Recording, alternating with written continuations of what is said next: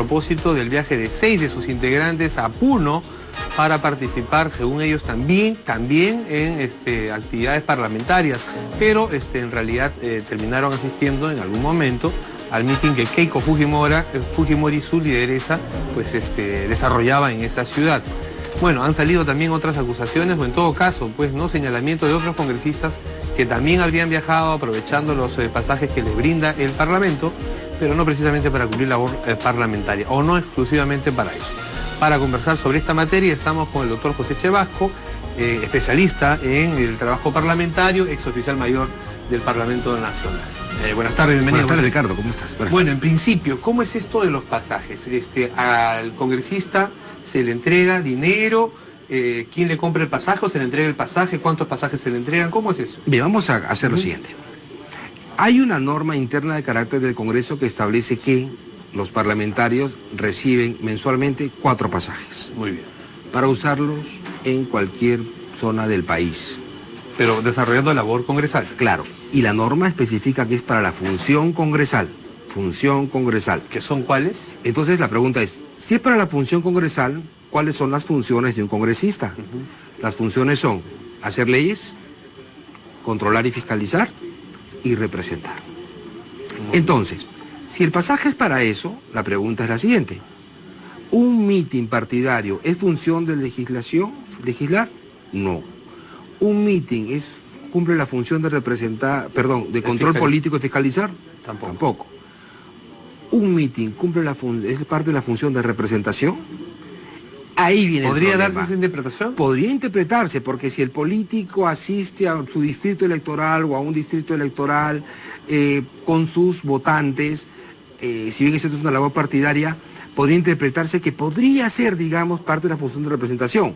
Pero en todo caso, lo que esta crisis ha generado es hacer notar de que existen normas claras respecto al tema del uso de las ayudas que los congresistas reciben para realizar su función de representación. ¿Existe algún precedente, alguna sanción impuesta por el Congreso por el tema específico de pasajes utilizados con otros fines que no sean la función parlamentaria? ¿O no? Mira, no conozco de este tipo de sanciones, pero lo importante es que la población sepa de que estas ayudas por parte del Congreso tienen que ser lo más transparentes posibles, y es lo que no está sucediendo. Claro. El Congreso, hoy por hoy, no tiene mecanismos de transparencia del uso de los gastos que los parlamentarios realizan para cumplir la función congresal. En todo caso, imaginando que tampoco es función de representación asistir a un mitin. Correcto. No está funcionando labor congresal. Muy bien. ¿Qué sanción correspondería? ¿Se aplica la figura de un procurador anticorrupción investigando eso? Mira, yo soy economista, no abogado, no podría ver si esta falta incurre o no en un ilícito de carácter penal. Pero lo que sí puedo decirte es que todo acto de conducta que vaya contra la imagen del Congreso debe ser sancionado por la Comisión de Ética. No estamos hablando de una gran sanción, porque el reglamento establece 3 tipos de sanciones. Una llamada de atención escrita, una llamada de atención en el Pleno del Congreso o una suspensión de 1 a 120 días de legislatura. No pedimos eso, pero en todo caso, la conducta del parlamentario que genera mala imagen al Parlamento, de acuerdo a las reglas que tiene la Comisión de Ética, deben ser sancionadas. Bueno, ¿cuántos congresistas deberían estar en esa comisión? Entonces, ¿no? Porque lo vemos ahí en un espectáculo a veces vergonzoso, ¿no? El cruce, no de ideas, sino de insultos y de pullas. Pero bueno, ahora eso se tiene que revisar en todo caso en la Comisión de Ética primero. En la Comisión de Ética primero, y creo que esta es una llamada de atención para el Congreso, querido Ricardo, porque el Congreso debe incorporar como parte del reglamento, es decir, artículos... No está especificado. No está en el reglamento. Hay algunos artículos generales, pero el desarrollo de estas cosas son vía acuerdo del Consejo Directivo, acuerdo de mesa directiva o normas de carácter de carácter administrativo de la administración, por así decirlo. Entonces son normas que se aprueban, digamos, a puertas cerradas. Lo importante es que estas normas se aprueben en el reglamento del Congreso para que la población sepa cuánto recibe un congresista, los mecanismos de transparencia del uso del gasto mediante la publicación de facturas. Cuando viaja recibe un dinero, por concepto entendemos de viáticos, pero me parece que hay otra figura ahí, ¿no? Ellos reciben la función congresal 7.000 soles, ¿bien? Al margen... sujeto del impuesto a la renta. Y ahí viene otro tema. Si está sujeto al impuesto a la renta, renta es ingreso, entonces... Libre disponibilidad. Se convierte en libre disponibilidad. Y más bien, el asesor recibe por la semana de representación para acompañar al congresista a su distrito electoral la suma de 2.000 soles. Estos 2.000 soles sirven para pagar alquiler de equipo, sonido, toldos para las reuniones que hace el parlamentario con sus votantes. Y estos 2.000 soles sí son rendibles al 100%. Los otros 7.000 más bien ya pasan de alguna manera a formar parte de sus ingresos. Digamos, ¿no? Que se interpreta de esa manera porque los ciudadanos no conocemos cómo se están usando esos 5.000 soles líquidos después del impuesto. Claro. Entonces, si ese mecanismo de control estuviese en el reglamento, si el mecanismo de transparencia del gasto público estuviese en el reglamento, si los montos y todos estos detalles aparecieran en el reglamento, si quisieran modificar esto en el futuro, la modificación y debate tendría que ser en el Pleno y toda la ciudadanía estuviésemos notificados de las cosas. Bien, ahora a propósito de este señalamiento de los fujimoristas, congresistas que no están bajo sospecha de ser simpatizantes del fujimorismo, como por ejemplo Carlos Brus, han señalado que existe un cargamontón que no tiene razón de ser, porque dice el señor Brus, el congresista de la República, que efectivamente, como señalas tú, esto no está claramente establecido, reglamentado en precisamente las normas que rigen el Parlamento Nacional, el Poder Legislativo, y además ha dicho, y eso lo conocemos todos, que los congresistas cuando viajan en su semana de representación, de pronto sí realizan un trabajo parlamentario, pero la mayoría, o en todo caso mitad y mitad, es también para visitar a sus bases, para activar sus bases, y también para visitar a la familia, como lo han hecho ahora, por ejemplo, en Navidad algunos congresistas, ¿no? Es una realidad. Es la realidad de lo que ocurre. Es la verdad. Entonces, ¿para qué ponernos fajas y corsets que nos ajusten cuando la realidad es otra? Hagamos una norma realista.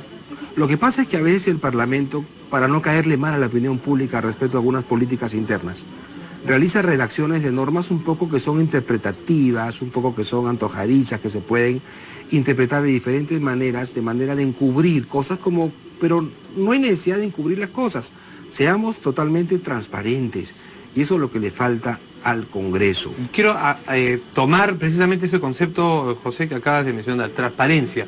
Estamos se supone, en el Congreso, en un proceso de revisión de la legislación electoral, y acaban de tomar un proyecto que envió el Jurado Nacional de Elecciones para transparentar lo que se conoce como la hoja de vida. Bien. ¿No? Sí. El Jurado Nacional planteaba que en la hoja de vida los candidatos, todos los candidatos a un cargo público deberían consignar los procesos judiciales con sentencia, pero también procesos judiciales en curso que tengan los candidatos, así como también una declaración jurada de bienes y rentas, sus ingresos. Sin embargo, a eso se le ha quitado la cafeína, pues en el Congreso se le ha bajado intensidad a esa bomba y solamente se deben consignar sentencias firmes, no procesos.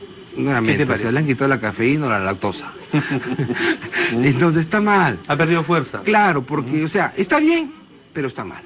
¿Por qué está mal? Pero es un paso que pudo ser más mucho efectivo, mejor, más transparente. Claro, más transparente. ¿Por qué? Porque la ley aprobada ayer obliga a hacer de conocimiento público las sentencias, pero no lo que está en proceso. Y la población tiene derecho a saber qué tipo de procesos en curso tiene un candidato. Pero lo mismo sucede, querido Ricardo, con el tema de los bienes y rentas.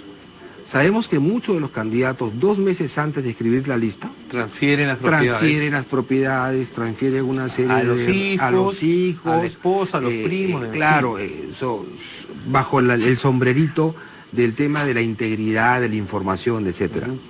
Los que entran a política tienen que tener claro que están sujetos al ojo público. Y hacer este tipo de redistribuciones previas a postular da también una mala interpretación por parte de la población. Claro. Creo que la norma ha tenido que incorporar estas cosas para que la información sea completa.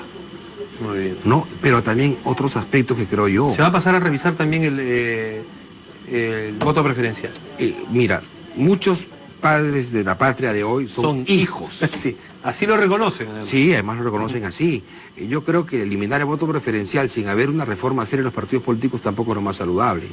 Pero una reforma adicional también tiene que ser la evaluación del Congreso cada 2 años y medio, una renovación del Parlamento cada 2 años y medio. No han querido tocar ese tema los congresistas, al momento, por ejemplo, de establecer que no hay reelección inmediata ni para alcaldes distritales, ni provinciales, ni gobernadores regionales, que así se llaman ahora. Así es. Obviaron la figura del Parlamento. El parlamentario sí se puede reelegir. Mira, tú eres evaluado todos los días y a cada instante. Por el público, por los directivos y todo. Todos somos evaluados. La pregunta es por qué el parlamentario no puede ser evaluado cada 2 años y medio. Entonces, yo creo que faltan reformas un poco más profundas para que nuestro sistema político se beneficie y los ciudadanos tengamos mejores gobernantes. Por ejemplo, la ley de ayer también incluye el tema de cuando las personas son denunciadas por violencia familiar.